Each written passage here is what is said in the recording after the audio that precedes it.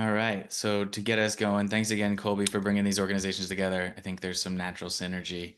And thanks for working on this presentation with me. How Yeah, do we look? I'm Colby Burns. I'm the president of the Psychedelic Pharmacists Association. So I'm a practicing pharmacist in Washington State, in Spokane, Washington, which is kind of the eastern part of the state. I used to live in Olympia, Washington, which is the other side, the west side. So I'd say the west side is a little more open-minded, perhaps, to this field than the east side. Washington's kind of, I guess, I mean, it's like California. It has its own pockets of one political mindset versus another. But what got me interested in this, I'm a veteran, so I read about all these veterans going to South America to try psilocybin or ibogaine or ayahuasca and having these like amazing experiences. And I worked with veterans and active duty military because I was a pharmacist in the Navy at Camp Lejeune, North Carolina, and felt like our service members just were not getting, and veterans were not getting the treatment they need. They were getting snowed with tons of medications that's, overlapping side effects, polypharmacy, high doses. I'm like, I don't think this is working. And I just was interested in other approaches. So that what got me interested in the field of psychedelics in general. And I think it's an interesting science. Yeah, emerging, right? That's really where we're Hmm. going with this is like we're just starting to dip our toes. Colby and I, working on this presentation together. 5, 6 years ago is really where this seed or this spore was planted, and I think both of our minds, at most. And so, like really this idea that we can engage pharmacists to get involved in these fields is really where I want to go. And yes, of course, we're dispensing, and but I really want to break pharmacists and my pharmacy students and members of our organizations out of this mindset that we just touch the medicine and put it through. We have this really broad skill set, that I think can be applied here. So thank you so much for joining us, from this beautifully generated title here, From Grass to Fungi, the Pharmacist's Insight on Emerging Plant Medicines. As Colby mentioned, he's the president of PPA, and I'm the secretary of PCCC, and we're here to just educate you. I have my PharmD practice in Southern California in a hospital, and my master's in medical cannabis science.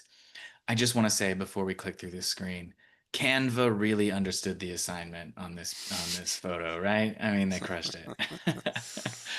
uh, all right. So why did we want to have this conversation? So Colby kind of mentioned, he came to me with this idea of interactions between CBD and psilocybin, and I thought that's a really interesting topic. We're not going to find very much, so we're going to spend most of our time hypothesizing.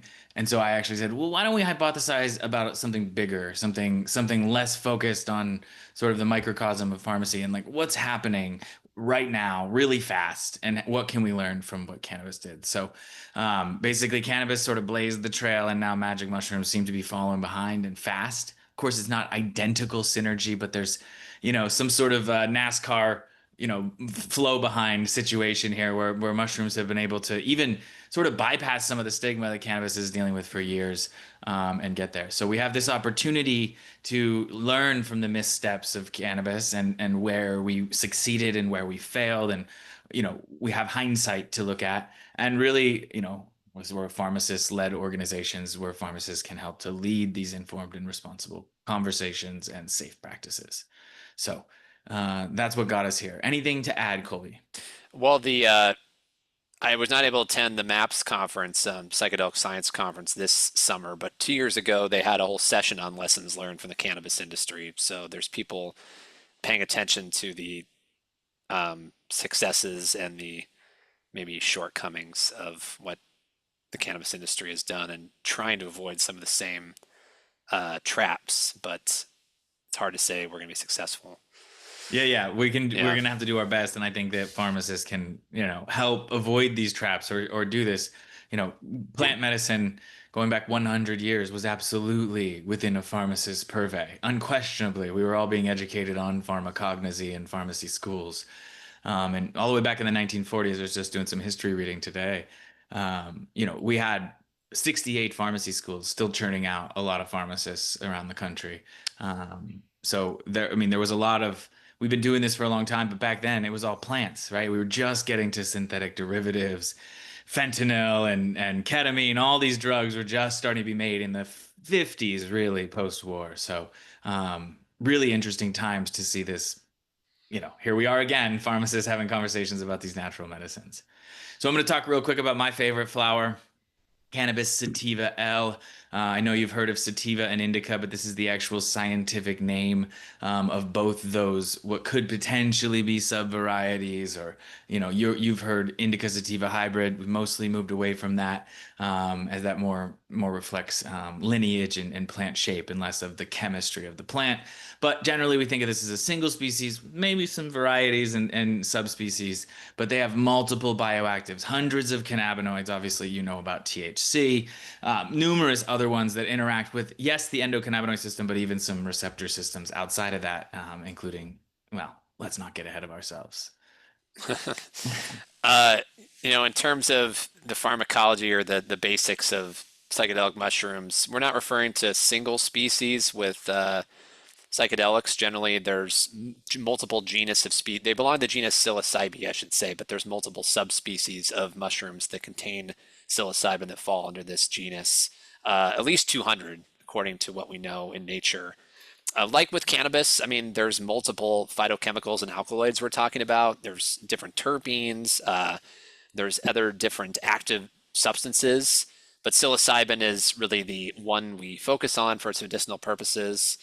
The other ones probably have some kind of an entourage effect, much like with cannabis. If you extract the psilocybin by itself without the surrounding molecules, there's going to be some purists saying that you're not going to get the same effect. It's all dependent on the whole body of the mushroom, and it's best taken together. Um, Primarily, psilocybin is a serotonergic compound, so unlike the endocannabinoid system, it tends to act on the serotonin system primarily. Yeah, and I can't help but as you're telling this story, like think of cannabis and what is in our side of the industry is known as the entourage effect. So again, sort of even the narrative around these natural products are following the same trend. Speaking of natural products, right? We've got strains, right? In cannabis, what do we got? We got cat piss, Alaskan thunder, all sorts of fun names. But same thing's happening in mushrooms, right? You could probably name a few of them, but different varieties. Of course, this is different varieties of potentially different species in mushrooms, which is interesting. Yeah, penis envy. That's one's popular for its Yeah, give high me the dirty psilocybin stuff. psilocybin content. Yeah, yeah. Or apes. They call them albino penis envy. So apes is often the acronym. I see. So yeah, we got the language, you see this sort of blend of, breeder sort of underground language merging with, the science here. So ancient use, we're going to get to that in another sip, but they both share this long history of using these substances. Schedule 1 I already addressed. We'll finish down the middle here, Colby, and then we'll jump on our sides. Yeah, I mean the therapeutic potential, basically the science is there and it's evolving around its use. You know, I think with cannabis, certainly a little bit of the market access has moved faster than the science has. With psilocybin, we're still gathering research, and really there's actual research on this going back to the 1960s, which we kind of talk about in the slides in the history. So we're in this new psychedelic renaissance of a drug that has been researched previously. A lot of those clinical trials are just kind of buried and discarded. Michael Pollan covers a lot of that in his book. This is your How to Change Your Mind. Sorry, How to Change Your Mind covers a lot of this about the burying of prior clinical research that's now being like rediscovered. Um, so therapeutic potential, and in some cases there's some strong therapeutic potential. It just hasn't been realized yet. One problem is lack of dosing standard. How do we come up with an adequate dose? In the mushroom community, there's a lot of like shamans that traditionally will know what dose a journeyer needs. If you believe they have the ability to sense that and to make that determination on their own. In clinical trials, of course, we have to have standardized protocols saying the patient's going to get this much. We can't necessarily allow a shaman to just dictate how much they're going to get. But that's the way it's done in traditional practice. There's also this ineffable quality kind of. I think both of these substances really produce an experience which some say can't be described very well. This ineffability, like how do I feel? Like What's it I like? can't put it into words. Like there's something I find that the experience, there are things that just can't be described or explained, that go beyond, I guess, what we have words for. So I think that's a similarity as well.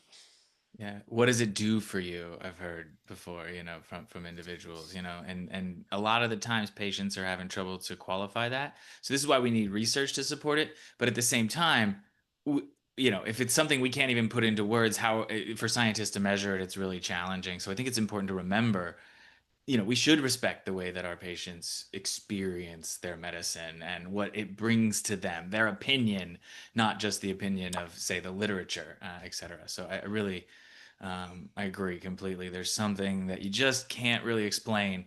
For cannabis, I haven't been involved in the industry this long, but going back to 1996, we started this process, and now we have 42 states with medical and 28 states with adult use. This is different than what we have going on in mushrooms, correct?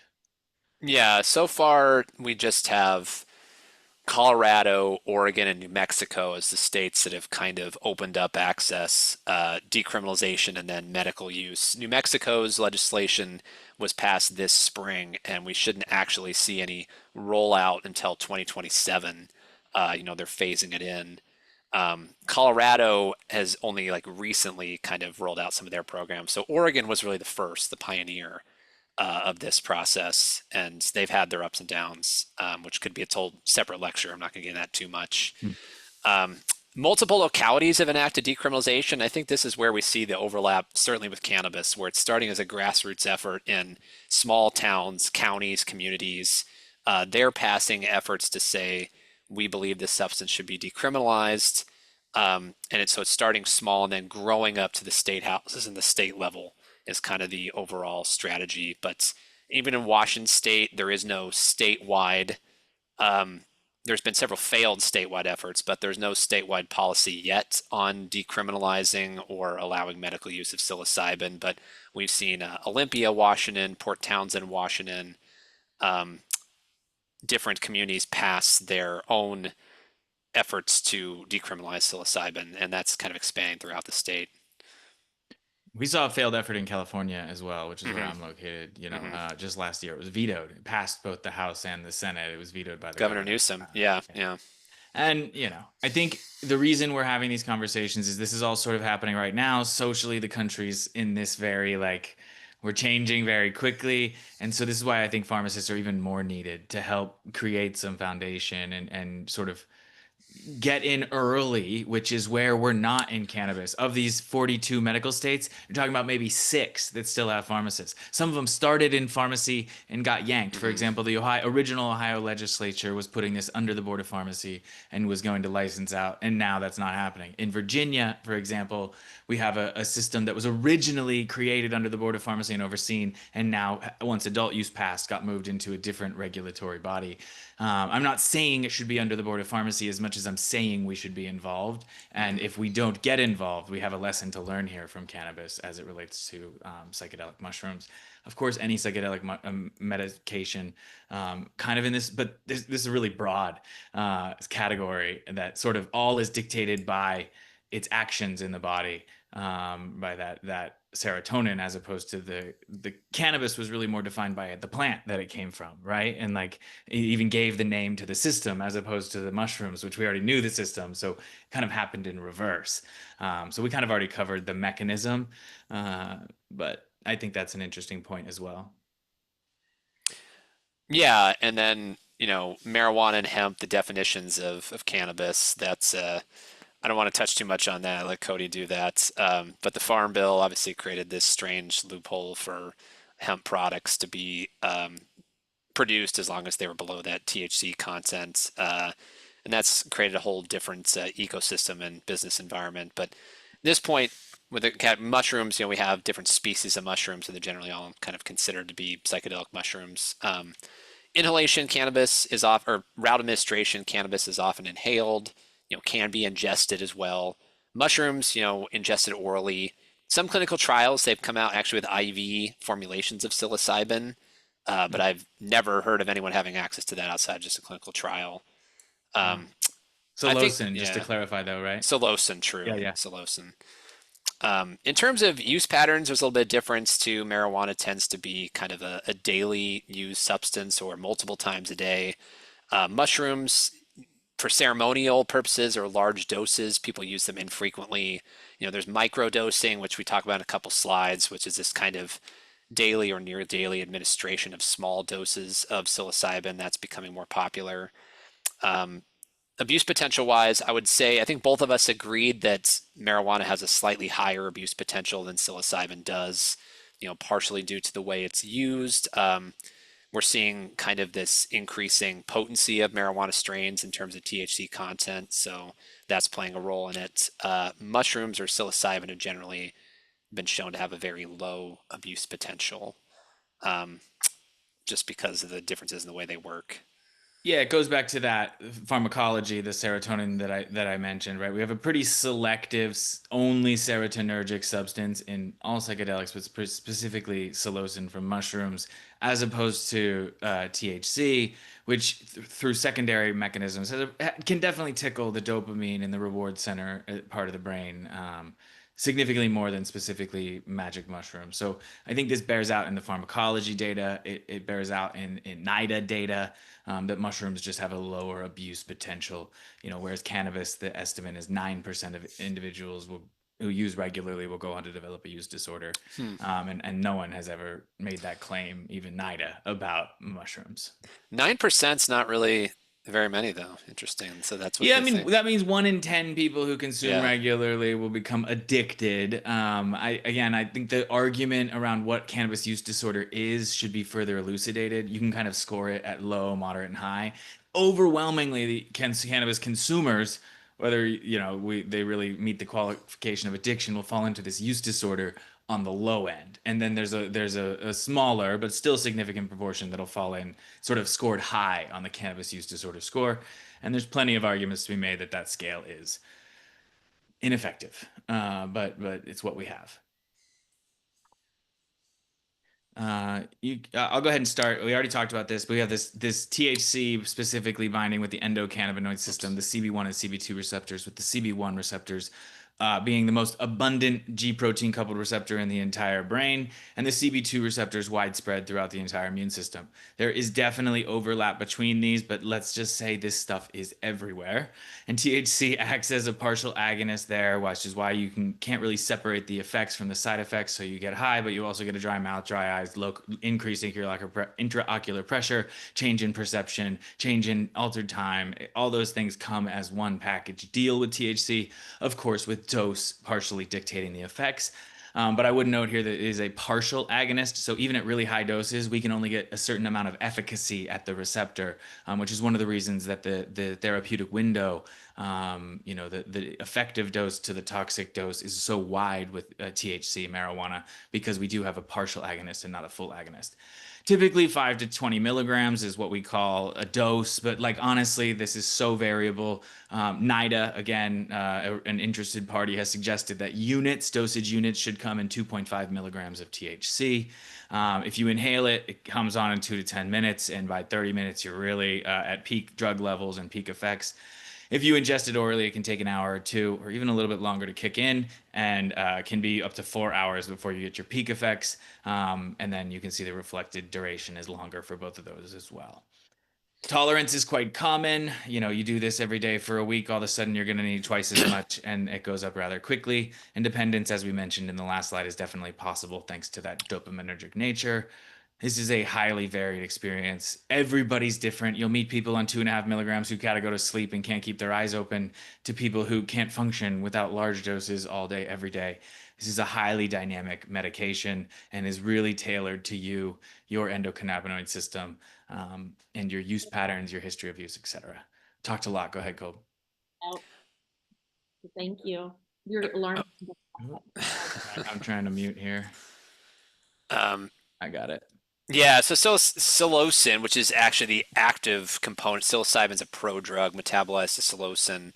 Um, just to clarify on that point. So serotonin agonist primarily, so it can cause as mentioned, side effects, elevated heart rate, elevated blood pressure. Those are kind of the initial effects, as well as these other effects which may or may not be tied into serotonin stimulation, such as altered perception of color or sounds, sort of a feeling of weightlessness or floating, some of those ineffable qualities I mentioned. Dosing is really variable. Clinical trials generally use 25 milligram or this got cut off, I guess, on the slide, but 30 milligram per 70 kilogram of body weight. Oh, It's sorry kind of about that. two of the main dosing regimens based on the whole mushroom weight. But again, other regimens are certainly used in indigenous practices. They use very many different doses, definitely higher than this. Um, Onset's about 30 minutes, peaks within 1.5 to 2.5 hours, lasts about 2 to 6 hours. So relatively short compared to other psychedelics. It's relatively short acting, except for, well, I won't get into that, but some are even shorter. Tolerance tends to resolve quickly, and dependence is really uncommon. Like people that are even off it for a couple days, generally their tolerance lowers to psilocin. It doesn't have this long-term tolerance and need for escalating doses necessarily. I will say one difference is this sort of importance of set and setting. This is something that's talked about a lot with psychedelic use, how the container or the setting influences so much of the experience. In terms of safe use, making sure that you have an environment that's not going to be confusing or disorienting or potentially dangerous. I think that it's not the drug itself is particularly dangerous. It's where you're at when you're using it is what the fear can be induced of something harmful happening. Yeah, and trip sitters are, I would say, some not common, but not uncommon, right? Having a partner who's not on Hmm. a psychedelic substance is pretty a Hmm. good risk mitigation strategy, I'd say. What else did I want to say? Oh, regarding dosing, we're talking about mushrooms. I see the psilocin dosing 25 to 30 milligrams per 70. Like, can you give me the dose of if we're taking like dried mushrooms, sort of a couple like ranges almost? Um, all the way up to like 1 gram or more than that. I think clinical trials have rarely used above 1 gram, but for heroic or mega doses, people sometimes take up to 3 grams. So, Okay. Yeah, like that's the dried mushroom, and mhm, I think maybe in the next slide you mentioned how, and it's yeah, here it is. yeah. So you just keep going. You're going down talking about mushrooms. You keep going. Yeah, so large therapeutic doses are often used for ceremonial, religious, or medicinal purposes. You're right, the whole mushroom weight might be 2 to 3 grams versus the amount of psilocin is 25 to 30 milligrams. But that's if we can kind of quantify and characterize the actual amount of psilocin in like a clinical trial. Um, Microdosing is the practice of using 1/10 to 1/20th of a therapeutic dose multiple times a week. There's different protocols on this. There's Paul Stamets has a protocol of using like every 3 days, combining with lion's mane, and he uses niacin as well. Um, James Fadiman recommended kind of an every other day protocol on microdosing. Some other people take it once a week, kind of this perfect Sunday mindset. It's my off day, and I'm going to have maybe not a full experience of psilocybin, but have a microdose or maybe something between a micro and a macro dose. There's a lot of gray area when it comes to this, and the science is evolving because what maybe one person thinks is a placebo, another person thinks has benefit. And maybe as a placebo, it has benefit too. So there's a lot of evolution on this whole microdosing field, and I won't go into too much except to say that medically, right now, depression is the best studied indication. There's two FDA breakthrough designation things, which we'll get to.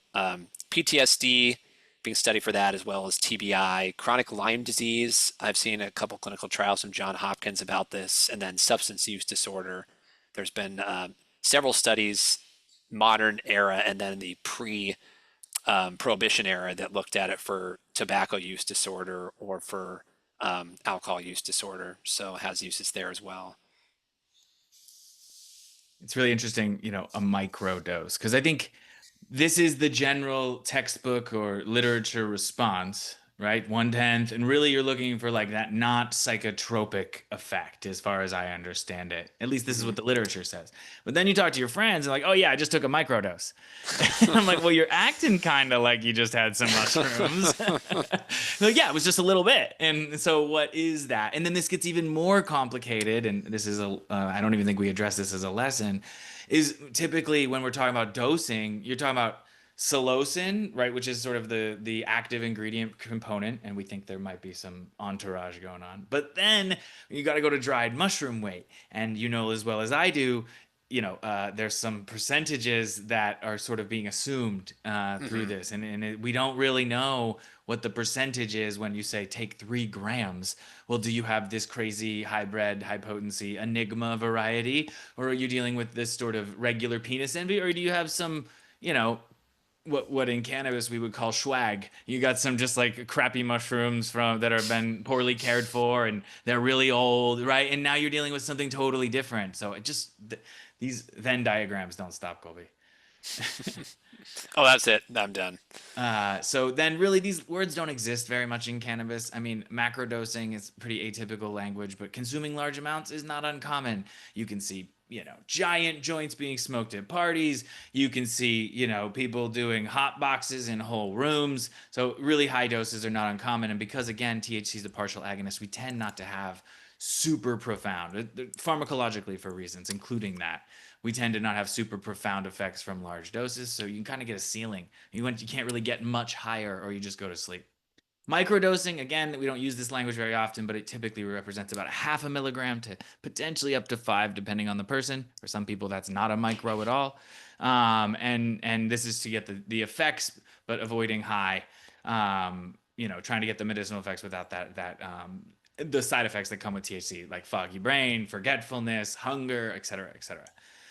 We do have evidence-based indications according to the National Academy of Sciences. That's nausea, vomiting, cachexia, or wasting, pain, specifically types of chronic pain, and spasticity associated with muscular sclerosis. There's also seizures with CBD, but this slide is only THC.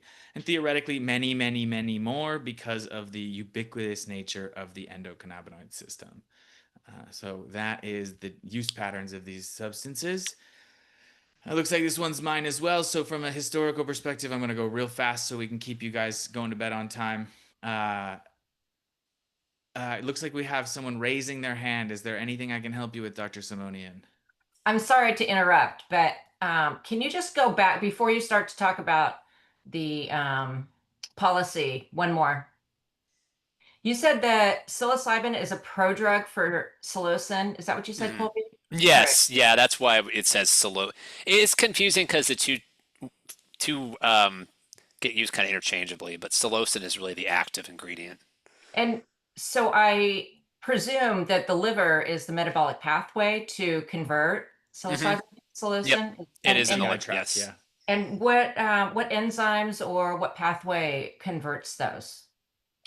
Um, Primarily, well, CYP2D6. I might be wrong on this, but CYP2D6 is the primary enzyme that metabolizes psilocin. So there is potential drug interactions with CYP2D6 inhibitors, um, which Interesting. is for people that are on drugs that might interact with psilocybin. That would be what I might be concerned with.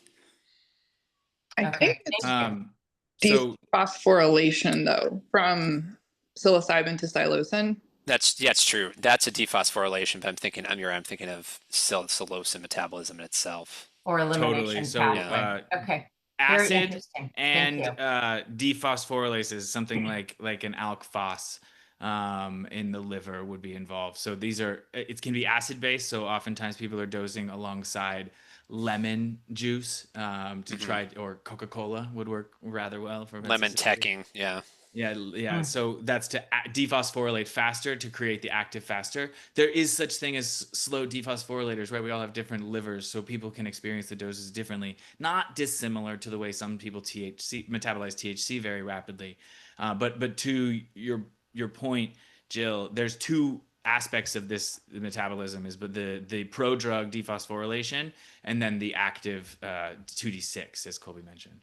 Okay, thank you so much. That's very interesting. Maybe we'll do a kinetics one specifically because I think there's a whole conversation. Really, that's Yeah. where Colby wanted to take this, right? So that's where CBD. That's the route CBD would have led us down. I'd be interested. You don't say, Jill. All right. Historical mile points. I'm not going to get too deep into this. Anybody who's interested in cannabis knows this, but we have, 10,000 BC. We got proof that people were growing cannabis, and millions of years of pollen information that suggests cannabis has been around people, sort of all over the Eurasian subcontinent for a long, long, long time. It first shows up in oral tradition in the Chinese pharmacopoeia, written by the Emperor Shen Nung, who's a mythological demigod who brought all the plants and all the farms. We got really good evidence that the Scythians, who were living in ancient Mesopotamia, were taking the cannabis tops and throwing them over hot coals that were burning in a cedar bowl, and then they would cover their head with an animal hide, and they would hotbox themselves to try to say goodbye to their fellow soldier or loved one. We obviously don't know as much as we would like to know about the exact reasons, but we found what they call crucibles, the actual wooden bowls they were doing this in. They were covered in cannabis resin. We've got evidence going back into ancient India, all sorts of mentions in their religious texts and all sorts of words still today as it relates to cannabis. We've got, again, before Common Era, Israel. We know that there's an altar in Israel where they found cannabis residue on. They were burning it alongside their frankincense and myrrh, so to speak. Hemp seeds are all over the world, and between 1850 and 1942, cannabis was in the U.S. Pharmacopoeia. Got the Marijuana Tax Act that started to slow that down, and then the Controlled Substance Act of 1970s that shut it all down. California started the wave. Washington and Colorado jumped in and said, hey, adults can handle this substance. 2018, the Congress, signed by President Donald Trump, we made hemp legal, and hemp, which was supposed to be defined, or was defined as less than 0.3% THC, has been commandeered to do all sorts of things with the cannabis plant. And today, literally today, there's a rumor going around that the president is set to reschedule marijuana from a Schedule 1 to potentially a 3 or maybe a 2. We'll see if the president can surprise us again. Lots to say, everybody. Thank you for staying with us. If we go over, I'm sorry, but hope you can hang with us. Yeah, I kept a little bit shorter on the history here, but 10,000 BCE is the approximate date right now of the oldest known cave drawings of mushrooms in Algeria. Again, that's just what we've been able to find in a preserved condition and radiocarbon date it. Potentially stuff older than that. Terence McKenna had proposed the stoned ape hypothesis that 100,000 years ago it was man's use of psilocybin in the diet that kind of helped along the evolutionary process cognitively that moved us from apes to more human species. That's not necessarily accepted medical science, or I shouldn't say medical, it's just not necessarily accepted science right now, but worth mentioning that maybe it goes back beyond 10,000 BCE. But 1500 BCE was the approximate date of the oldest known mushroom stones and carvings in Mexico and Guatemala. They've been dated about that long. It was in the current area around 1500 that Spanish friar Bernardino de Sahagún published the first written account of psilocybin use in the Florentine Codex. And he kind of came up with this, well, he's credited with coming up with the expression of flesh of the gods for psilocybin, which apparently is not a actual accurate translation. Mushroom, the actual translation doesn't necessarily translate to flesh of the gods, but that's what divine mushroom is more of the literal translation, but it's stuck around this sort of phrase, flesh of the gods. In 1955, jumping way forward, Gordon Wasson, who is kind of a really interesting guy in himself because he was a JP Morgan executive turned author and ethnobotanist later in life. He was the first Westerner to have I shouldn't say he was the first to publish, I guess, his experience of having a mushroom trip in Mexico with Mazatec shamans. It introduced psilocybin to a mass Western audience when he published his article in Life magazine. And then that led to kind of this psychedelic the first psychedelic renaissance where they're exploding in the mainstream in clinical research and society. Timothy Leary, kind of the leader of the counterculture movement in the 1960s, published a series of controversial studies on psilocybin as part of the Harvard Psilocybin Project. Um, those were controversial because the methodology was not necessarily blinded or even laid out very clearly. There were two, the Marsh Chapel experiment and the Concord Prison experiment, which I'm not going to get into that too much for the interest of time, but they were interesting studies, but not necessarily done in a scientifically valid manner.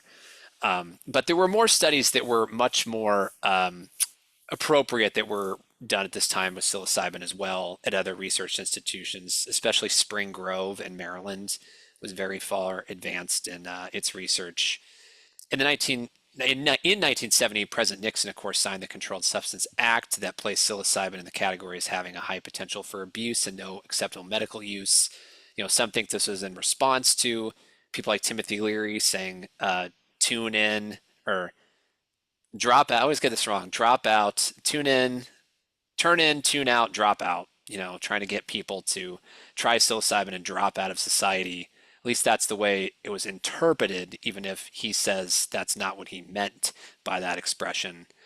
Kind of this hippie counterculture movement accumulated in the Controlled Substances Act.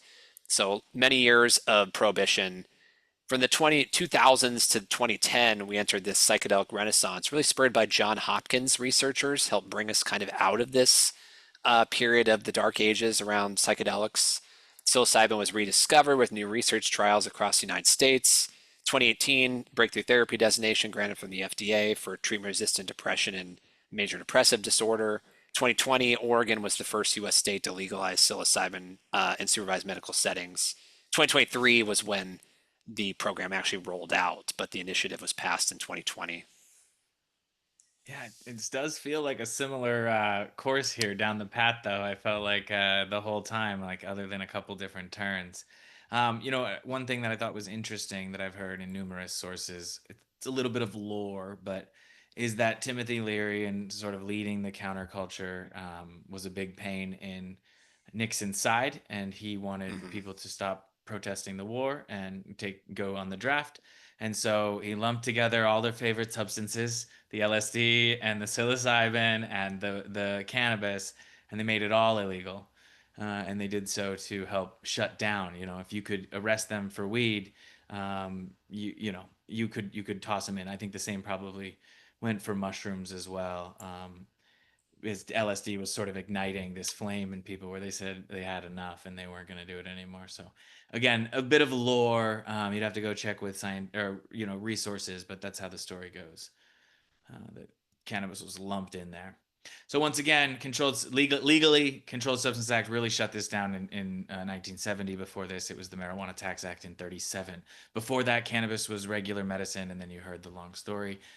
In 96, California took that first step, and in 2012, Colorado changed it. In 2014, we had something that really important happen that people don't appreciate, is this was the Rohrabacher-Farr Amendment. This is what stopped the raids. No longer was the DEA busting in doors in medical marijuana dispensaries around the country, particularly in California. And it said basically in the criminal justice system's budget, it says you can't use federal money to attack state legal marijuana. This amendment, which is now known as the CJS Amendment, is now having to be renewed every single year. And the legality of medical cannabis, the reason it's not even legal, the reason there's no raids, the reason the feds will not enforce any of the federal law is because of this amendment. And every year it has to be renewed. ASA is still fighting and was fighting partially earlier this year, but we're still pushing to have this, protection given to the states that have passed medical marijuana. So I think there's a lesson here is we need something more solid when we get to this phase of mushrooms is we don't want this rider and a budget. We want real legislation. We had some real legislation in 2018, but it was kind of poorly written, and things got ahead of themselves, and now everything's being framed as coming from hemp, even if it's not, even if it's made in a laboratory. And I think we're seeing similar things in mushrooms. And then, hey, this conversation is happening today in Washington, D.C. Marijuana could be rescheduled when we wake up. It could be a month from now, could be 4 years from now. We don't know, but certainly some movement feels like it's coming, which is different actually than what's happening. Well, actually, I take that back. I take it back. Maybe you'll address that in a second. So, state patchwork it still exists. The stopgap needs to be renewed every year. Ideally, we would have some sort of federal alignment with state laws. Yeah, and legality for psychedelic mushrooms, Schedule 1 drug in the 1970. 2018, the FDA granted this breakthrough therapy designation for treatment-resistant depression and major depressive disorder. Of course, still as a part of a clinical trial. There was an attempt to expand this into other indications as well. President Trump signed the Right to Try Act in 2018, which basically helped to expand access to treatments that haven't yet been FDA approved that are under investigation for some other indications outside of the main breakthrough therapy designation approvals. This came up with some controversy. I'm jumping ahead a little bit because there was an effort to help patients access psilocybin for end of life or palliative care under the Right to Try Act. In 2025, this lawsuit was finally settled. It was a Seattle doctor, Sunil Agarwal, who filed suit against the DEA to be able to allow his patients access to psilocybin for compassionate use at end of life. And the ruling of the court said that Right to Try did not supersede the Controlled Substances Act, that still DEA authority held that these were Schedule 1 drugs, and they essentially kind of couldn't be used outside of a legitimate clinical trial, which is unfortunate. But Oregon, Colorado, and New Mexico right now are the state programs that are emerging that have authorized some form of psilocybin. Generally, they've established regulatory boards. So Oregon has a psilocybin board. New Mexico is putting theirs together. Colorado kind of lumped this under the Natural Medicines Act or the DORA program. So a little bit more maybe broader than the initiatives in Oregon or New Mexico. And we'll see how that goes as it's being rolled out. There's essentially narrow access paths today, and state pilots are shaping the model. So even some localities, as I mentioned, are shaping the model, but definitely it's being state driven. Now, Colby, in Colorado, and I've only visited once since all of this changed. I believe it's decrim, right, for all these Mhm. natural substances. So this would be your ayahuasca, mushrooms, maybe a lot of things, right? But marijuana, these are good examples. What specifically are they doing around like retail? Have they copied the Washington D.C. model, this gifting thing? I'd have to ask somebody who lives in Colorado. I mean, when I was in Denver last time, there were a few shops open, but I think there's still a lot of red tape around that. So, If you're listening to this, wherever it might be, YouTube later in the comments now, let us know in the comments. We'll talk about it at the end, which hopefully we're moving towards. Not your fault. I talk too much. So some market challenges in cannabis. Uh, Electronic vape associated lung injury. This was called the Valley crisis. You may not even remember it because it got overshadowed by this thing called coronavirus, and everyone forgot that there was this outbreak mhm. of lung disease that actually killed 68 U.S. citizens and hospitalized, ready for this, 2,800 people. So a lot of people, particularly in the densely populated states, It's big news. Yeah. and more liberal marijuana states. So that's California, New York, and Chicago. But you can see Texas and Florida were well represented there too. So those illicit states had the same. You can see that it's pretty spread through the people who consume cannabis. This is less than 18, etc. This is just some statistics from the CDC. And most of these individuals who got this electronic vape associated lung injury, sometimes called popcorn lung, not exclusively, but that is one way that has been described, was the use of products containing THC, but there were 14% that used nicotine only. They came up with this idea that we think that it was likely cutting agents, particularly vitamin E acetate, that were being used to be added to either the nicotine vape or the cannabis vape. And it was likely that this was creating an oxidative stress. that scarring the lungs. So that's sort of the leading hypothesis. We still don't fully understand it. This has fallen off. So there really is a belief that this specific injury and type of injury was related to a contaminant or an additive that was sort of not approved, because nothing's approved because it's federally illegal and nothing moves in that regard. But there is some speculation that the vitamin E wasn't found exclusively in all of these products. So really interesting stuff. Unfortunate, and thankfully not the major outbreak right now. Not a problem today. So what can we learn from this? We need standards in testing that looks for these additives, adulterants, and contaminants, not just potency testing, which is where some states sort of landed. And we need to be looking at supply chain verification. These contaminants potentially could be coming from the vapes themselves. Imagine they were sprayed with vitamin E acetate, so the cannabis oil didn't stick to the outside of the glass or something like that. So we need to be looking at the whole supply chain, and don't wait for these tragedies to happen. Proactivity is what we could have done differently here in cannabis. Fortunately, again, the tide of this particular outbreak and concern is no longer with us. Yeah, and we're again starting to see similar problems with psychedelic mushrooms. There's a company called Diamond Shrooms that produces this psychedelic edibles product that's available for purchase online or in some stores. They're marketed as microdose chocolate bars, which isn't really entirely accurate. Gummies They've sometimes too. Yeah, or gummies. True, they have some gummies. They actually have been found to contain muscimol, which is a potent ingredient of Amanita muscaria, even though nothing about the labeling or marketing suggests these products contain Amanita muscaria. These are said to be psilocybin products. Amanita is an entirely separate mushroom species. Muscimol is more of a GABAergic compound than a serotonin compound. And people have gotten sick. There's been dozens of reports of severe adverse events, including seizures, hospitalization, and liver injury. I don't know if there's been any deaths. I should probably look that up to see if anyone's I looked. died. I don't remember seeing any Yeah. deaths, but it's possible that there might be a few associated. I can't remember. I'm sorry. The FDA has issued those several warning letters about this and attempted to pull this product off the market. But I think this is sort of the first, company that's really, or the first major incident I think the mushroom industry has had in this modern psychedelic renaissance. And we see a company like finding a gray area they can exploit, not following quality assurance standards, certainly not labeling their product accurately. And it's caused people to get hurt, and it calls the entire, industry and the science into question when something like this happens. It casts a black eye over everything positive, I think, that's been attempted to expand access and help people.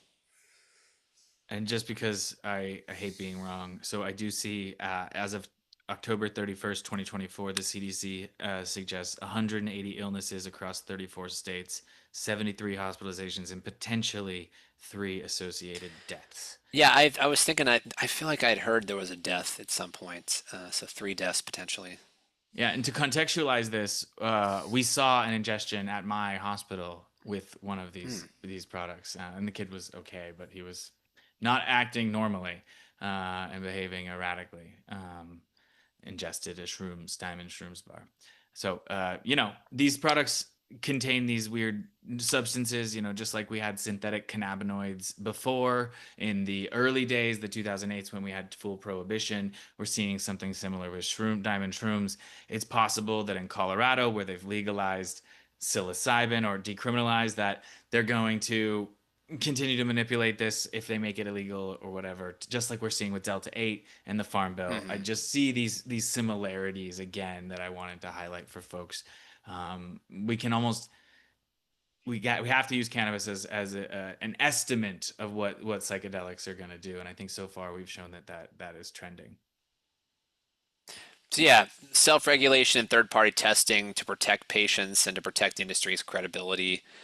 Even though third-party testing has its own challenges, it's still a better idea than allowing companies to regulate themselves, which they are not apt to do. Avoid the mistakes of the cannabis industry of letting bad actors define the headlines. And then I think an emerging challenge is do we want a prescription model versus a direct-to-consumer model? There's a medicinal model and there's a recreational model. I don't know if recreation's the best term, but I'm going to call it that. And which one do we pursue? Do we open up access to everyone who wants to use it, or do we have it very regulated in medical settings? Do we have 215 cards? California used to call them 215 cards, I think, when I was living in California back in the day. So, The do rec. we have, yeah, although those were handed out like candy to people for indications that weren't even the ones they were supposed to be given for. So, yeah, what model do we choose? We're at a real tipping point. Yeah, and I think kind of in line with that, first of all, I think there can be both. That's just like I think maybe even a lesson learned from Hmm. cannabis. Um, but yeah, it's where this goes, and if it is prescription, it's likely going to be a scheduled drug. In fact, signals from HHS recently have suggested that this was going to move to Schedule 2, or at least psilocin, maybe not psilocybin mushrooms. Right now, that's the speculation. Which, once again, pharmacists in the room, that means you kind of need to know what's going on with these. This is just something I wanted to kind of. This is my takeaway across the top. Prohibition clearly doesn't work, right? We've got evidence of that. But history has also shown us this state by state solution. Everyone doing different things is a problem. If it's state by state, legal in California but illegal in Arizona, guess what? You've created a lot of demand, and so people are going to produce it and they're going to move it across state line. Just like Colby's mentioning, he's from Mendocino. There was a time, and even today, there's a lot of demand in places around the country for more affordable unlicensed cannabis, and so that's an incentive to break the rules and sort of I don't avoid the system as best as possible. There's a lack of uniform regulation. One state might be legal, the next one not. They have different tracking trace systems, different everything is so it's a disincentive to enter the legal market. It's just too complicated and not profitable at this time. And then a lot of really high barriers to entry, right? At one point in California, this is not the case anymore. You had to show $8 million liquid in order to get a license, which just created false inflations and all sorts of weird things. So just for context, in the current state of cannabis, if you're like, oh, I thought all cannabis was grown legally now, that's not what's going on. In California, they're growing 11.4 million pounds of unlicensed marijuana, whilst the licensed market produces only 1.4 million pounds. So a tenfold difference in total production. There is clearly demand outside of the existing county by county market. A lot of people think California is the mecca of marijuana, but something like 49% of counties in California permit no marijuana businesses at all. So even though we're, open compared to certain places, this isn't actually legalization. We didn't go all the way. Again, not so much an opinion as this is just fact. Oklahoma's medical marijuana supply is exceeding its estimated consumption of its medical marijuana patients by 32 times. That's also to note that Oklahoma has 1 in 10 of their citizens is basically a medical marijuana patient, and they're still producing 32 times more than is estimated that those individuals would need. So where is this going? I have an inkling it's going south to Texas, where at least until 2018, marijuana was fully illegal and highly restricted and a big no-no. But if you could just throw it in the back of a truck and drive it south, that's that incentive for high demand and all sorts of problems. So prohibition pushes black markets, and so do incentives. Incentives drive behavior. So we need to be addressing both of these in future legislature. Repeated similar regulations. It's really important to try to keep barriers low, do your best to protect people and protect children while not creating overburdensome regulatory structures, bureaucracies, etc. There's a lot to be learned here. You can jump on this one, Cole. Yeah, I mean, not a lot of stats for the mushroom industry, but I think facing similar, there's an underground market. We just have no idea how big it is, to be honest. I haven't seen really even any estimates of how big the underground market might be. So, very interesting though about the overproduction of cannabis because I grew up in Humboldt County, not Mendocino County. The It's part of triangle, the Emerald excuse me. Triangle, part of the Emerald Triangle, and the collapse of the marijuana industry due to oversupply in Humboldt has been sad to see. The economy is like just really suffering there. But I don't want to go into that too much. How can pharmacists get involved in this space? Education, so developing continuing education on dosing framework and adverse events, interaction checklists. There is a psilocybin interaction checklist that's been prepared by one of our PPA members, Kristen Spear, has a great interaction checker tool that she has shared with the Psychedelic Pharmacists Association, but it's also open to non-members. If people are interested in finding out more about that, we can provide that. I Developing want to see it. handouts, yeah, infographics. Policy, commenting on state rules, advocating labeling beyond just percent of psilocybin, talk about mushrooms, for example, working towards pharmacists' involvement and advocacy for access for vulnerable populations. So I mentioned that in Oregon, to explain my mindset behind this comment is that basically the psilocybin treatment centers are expensive, very expensive. And so people that are getting into those centers first have been a lot of people that have the means to get access. That doesn't mean they're the ones that could benefit the most from therapy. As we all know, money does not equal need. So we need to help provide access for those that are most vulnerable, that they can afford it financially, that they're going to have access to care, um, and those opportunities exist for them. So practice SOPs like hospice or palliative care SOPs, adverse event reporting pathways. So how do we report adverse events? That's something that we've been in discussion with the PPA about, trying to have frameworks for that. Supporting integration into healthcare. These drugs have been used for millennia. So the clash is how they work within a capitalist framework. Let's be honest. Humanity has a very long history of use with each of drugs, cannabis and psilocin or psilocybin, but it's clashing with this modern day lens of capitalism, especially this hyper capitalist society we live in now. How do those things coexist? How does the tradition coexist with the need for profit? So that's what we're really talking about in terms of integration. And then quality control, having a due diligence checklist for vendors or suppliers, a product pedigree, or a certificate of analysis. All these things are definitely best practices. It's so cool. I think all these are so important. If you want, you're like, oh, I don't know how to get involved. Any of these are great places where you can use and leverage your PharmD to try to enact change and make a positive impact on this space. One that comes to mind because it's so near and dear to my heart right now. I'm currently working with the hospital that I work at in Southern California to work on the SOPs and the process on how to use medical marijuana within the hospital. No, not smoking a joint, but rather taking an oral tincture. And this is happening right now thanks to what's called Ryan's Law in California, which provides access to the terminally ill and the chronically ill senior citizen in certain settings. So we're moving that way in cannabis, and don't think that this is too big of a reach. In a acute care setting, maybe not, but in a hospice setting, we could find a way to support someone to take a journey and to really make peace with what's going on. We could use cannabis to help people to eat so that they can have more quality of life in the end of their life. There's just so many opportunities for pharmacists to advocate for improving quality of life for our patients with these plant medicines.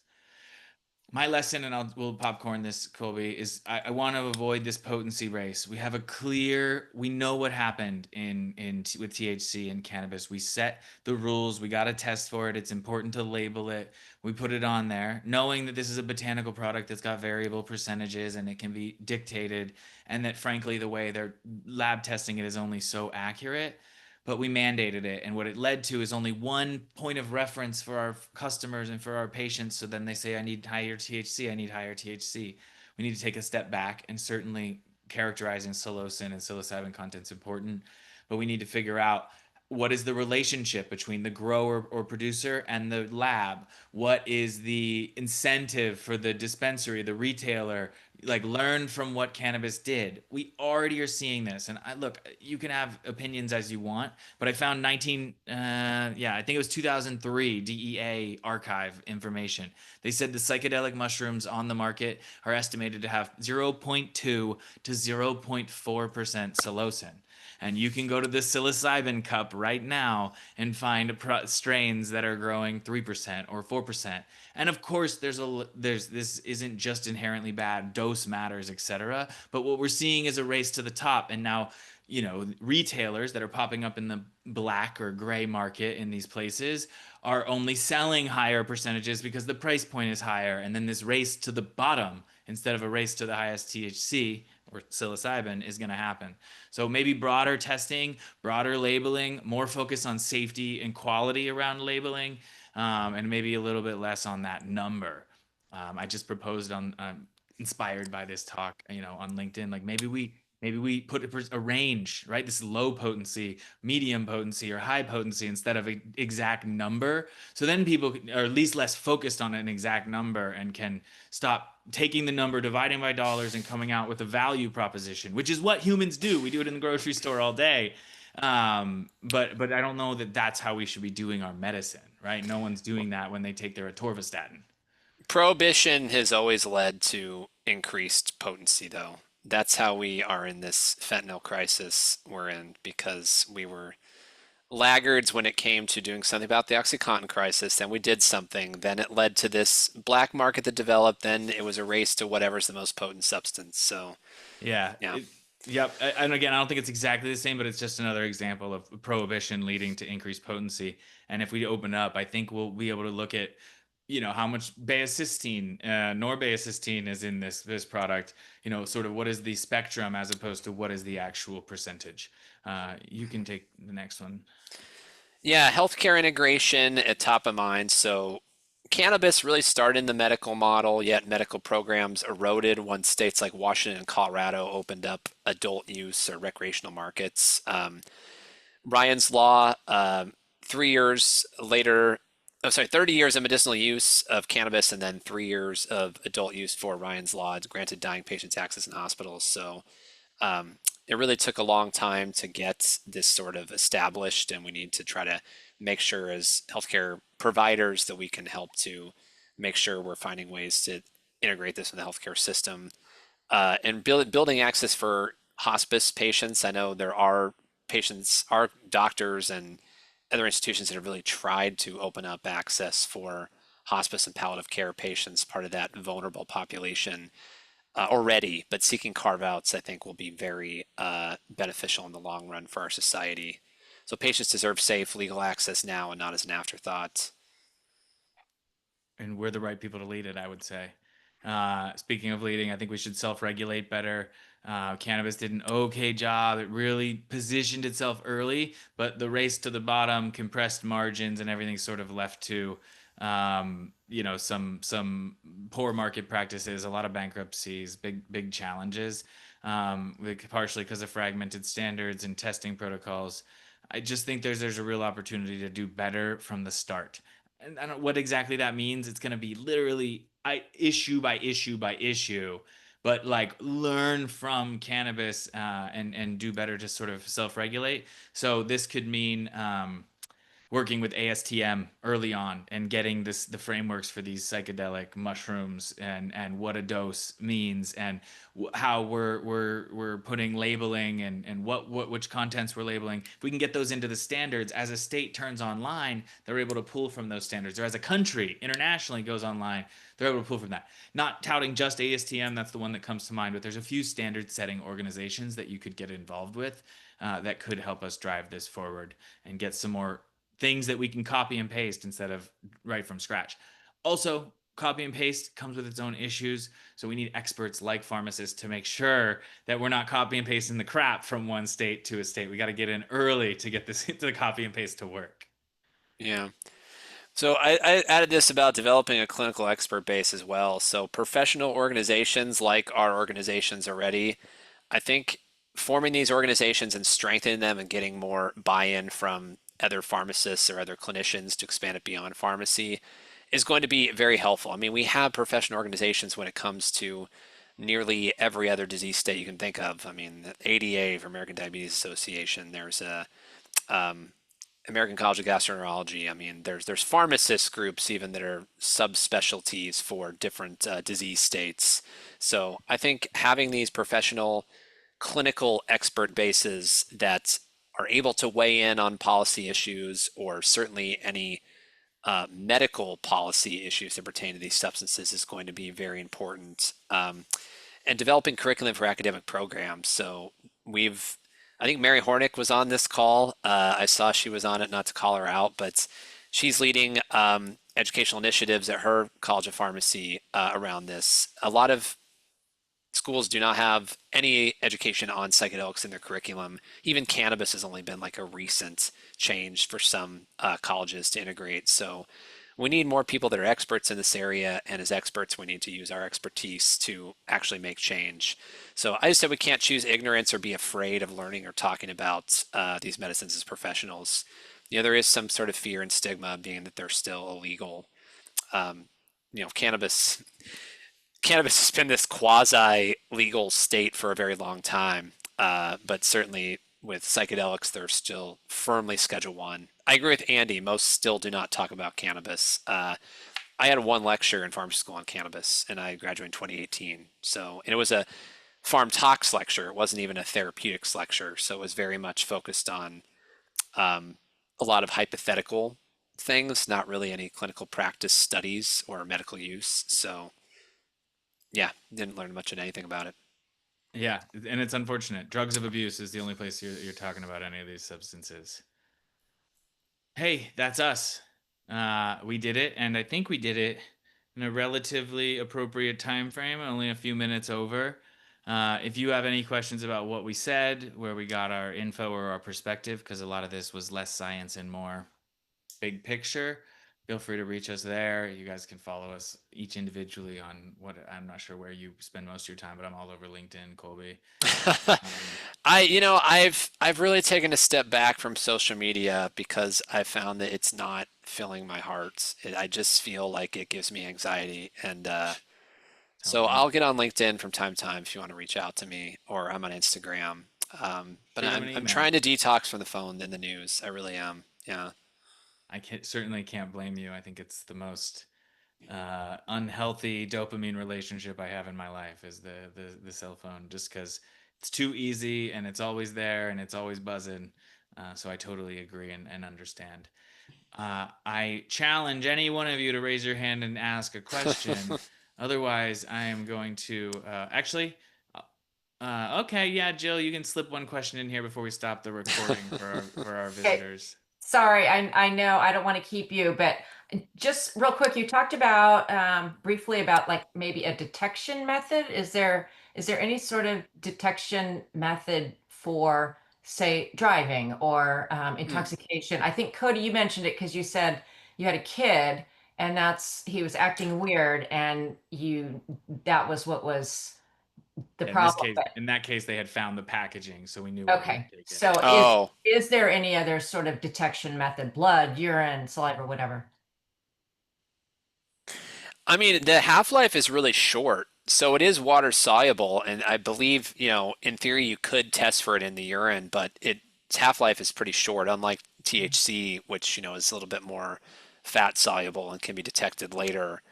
Um, I don't have it. I guess I should do my research and see how long you can actually detect it for, but it's relatively short. I mean, it lasts 6 hours, so we can expect within about 72 hours, it's pretty much gone from the bloodstream. So, um, Yeah, and so it's yeah, not going to stick around in the fatty tissues like cannabis. It's not going to be there for 30 days. And maybe more importantly, there is no standard panel that's looking at no psilocybin. standard panel's gonna look at it. Yeah, True. so that's Yeah. the standard panel or the expanded panel. But I'm sure, quite sure, that you can have a send out lab running an analytical either on blood or urine for this molecule.